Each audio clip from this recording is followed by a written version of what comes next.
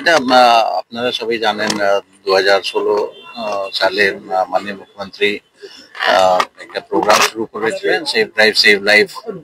তারপরে আমাদের অ্যাক্সিডেন্টে স্পেশাল এফার্টস করা হয়েছে অ্যান্ড অনেকটাই অ্যাক্সিডেন্ট কমেছে। এই বছর আমরা আশা করছি এখনো পর্যন্ত যা ট্রেন্ড দেখা যাচ্ছে অ্যাটলিস্ট 10 to 15% আমাদের অ্যাক্সিডেন্ট কমবে এখন অব্দি যা ট্রেন্ড আছে লাস্ট 7 মান্থস। তো একটা আজকে ডিসি ট্রাফিক এন্ড ওনার টিম একটা স্পেশাল এফার্টস নিয়েছে। আমাদের আপনারা দেখেছেন আমাদের একটা মোবাইল বাস আছে যেখানে আমরা সাইবার ক্রাইম নিয়ে অনেক অ্যাওয়ারনেস আমরা করি।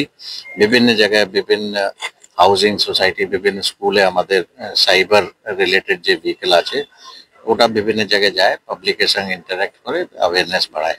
সিমিলারলি একটা আজকে ডিসি ট্রাফিকের ইনিশিয়েটিভে নতুন একটা ড্রাইভ হলো, একটা বাস আমরা রেডি করেছি।